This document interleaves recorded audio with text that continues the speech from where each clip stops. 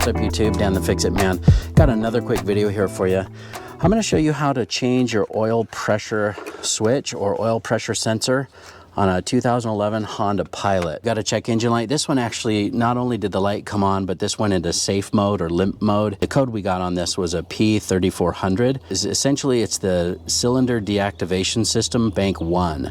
And in this car, bank 1 is the rear bank facing the firewall. Another scan tool might say valve pause system stuck off bank 1, but this essentially can be caused by a few things. It's usually a bad oil pressure sensor. The first thing you want to do is double check your oil level, which we've already done that. It can be also caused by dirty oil that's old, and that can kind of mess up your oil pressure.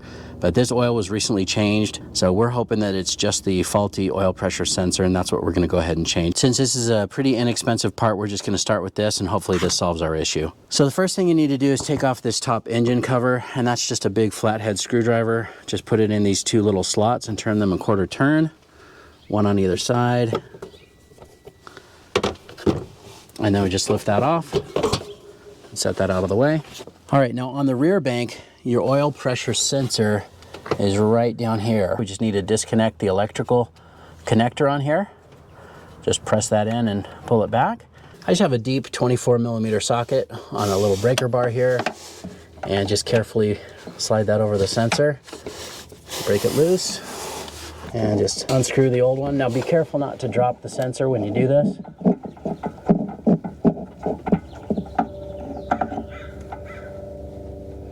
Okay, see, I'm kind of holding my finger to hold the sensor in. Then we can take it out. And that's the old one. You see our O-ring is right here. And the new sensor comes with a new O-ring. So I'm just going to use a little pick here and pry out the old one. We didn't have any leaks here, it looks like. So it was sealed, but it's just a good practice to change that O-ring when you change these. There we go. There's the old O-ring. So the replacement we got here is an import direct. We just picked this up at our local O'Reilly. Looks like their part number here is the 18-2382 or 37240-R70-A04. I've had pretty good success with this brand, so hopefully this will work just fine. Usually I would go with the OEM Honda, but hopefully this will do the trick. This is about half the price that Honda wanted as well. And if you kind of match that up, even though one is blue, one is brown, it does look to be the same. So that's good. And I'm going to just carefully line up the O-ring down here. You know what, before I do that, I'm going to get something to clean that. Got a little microfiber rag here, just going to clean that out. All right, so I just also put a little bit of engine oil on this O-ring, just to make sure it doesn't bind or pinch or anything as we're screwing this in. I'm just going to carefully place that down there. There you go. And then let's get the new sensor started by hand. Just make sure that that O-ring fully seats when you're tightening that, and that it doesn't fall out of that little recessed area. That looks good.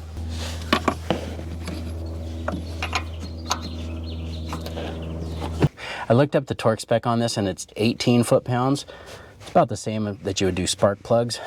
And that feels about right there. That's 18 exactly. Just make it snug. Again, just don't overdo that. Let's just plug that back in till you hear the click. And we can put the engine cover back on. Just line that up in the back. And then these two little slotted screws, just turn those a quarter turn. And what I want to do is reset that code and then start it and see how it runs. Okay, so we've got the code cleared, but it's still showing up as a permanent code, meaning that this is not going to allow us to clear it.